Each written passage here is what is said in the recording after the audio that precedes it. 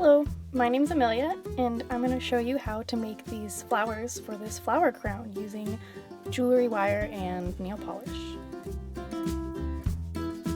Okay, so what you'll need to make these is you will need wire, jewelry wire. I used 20 gauge, but 18 or 22 would work also. You'll need wire cutters for that. You'll also need a bottle of old nail polish. You'll need something thin and cylindrical, like a pen or a lip balm. I'll give you a couple of different examples, one of which is easier to make and harder to paint, and the other is harder to make but easier to paint. So we'll start with a standard flower with round petals. So you need to start this with at least a 12-inch length of wire and use whatever shaping tool that you chose. I'm using a pen. So wrap the wire tightly around your pen and twist it several times to secure the loop. Pull the pen out of the loop and you have your first petal. So we're going to repeat this process to make the rest of the petal. You want to keep the base of the petals as close together as possible. So starting right next to your previous petal, wrap the wire around the pen and give it a couple of twists to secure the loop again. Pull the pen out, and you're just going to repeat that process until you have as many petals as you want. I'm using 5.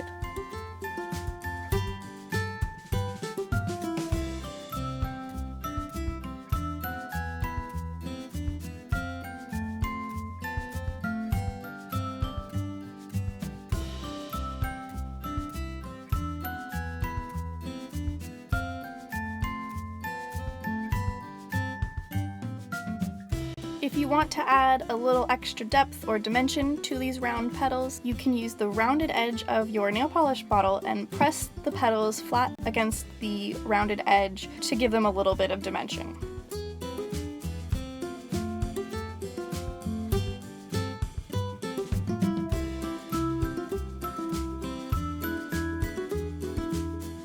We're going to start very similarly to how we started the simple round petaled flower, except you want a piece of wire that is at least 14 inches long. And again, we'll start several inches from the end of the wire. Just like we did before, we're going to wrap the wire tightly around and give it a couple of twists to secure the loop.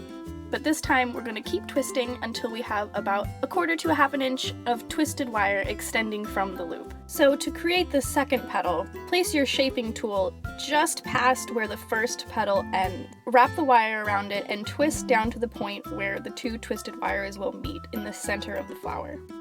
The reason to start just past the first petal is so that when you twist the wire together and it shortens, it will become the same length as the first petal.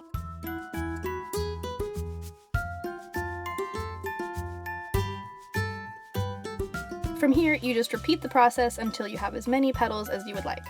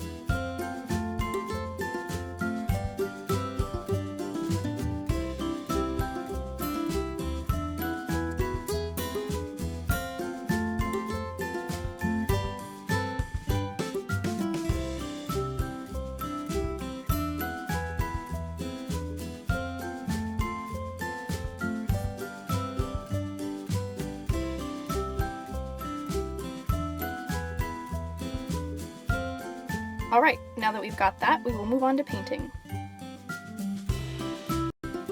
Start by dipping your brush and getting a generous amount of polish on it. The amount that you'll need is going to depend on the size of the petal that you're painting, and once you get a little practice, you'll be able to judge that more accurately. Also make sure that the majority of the polish is on the top side of the brush. Now, bring the brush underneath the petal that you want to paint, and starting in the middle, where the twist is, bring the brush out toward the edge of the petal, using the brush so that it makes as much contact as possible with the wire. if you're painting a flower with smaller petals, this will work almost like magic and takes no effort at all. But if you're painting a flower with larger petals, this can be a huge challenge, and if your petals are too big, it might not work at all. Just be patient and keep trying.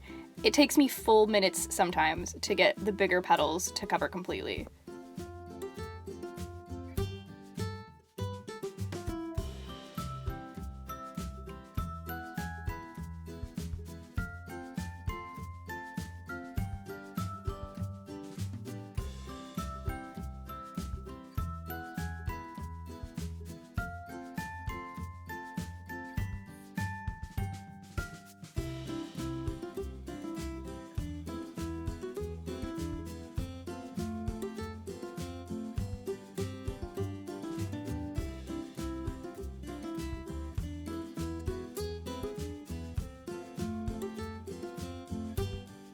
And now you know how to make flowers out of jewelry wire and nail polish. Please give this video a thumbs up if you found it useful. I'll have a blog post up with materials and things to buy for this. If you're interested, you can head on over to my blog. Well, thank you for watching and I hope you liked it.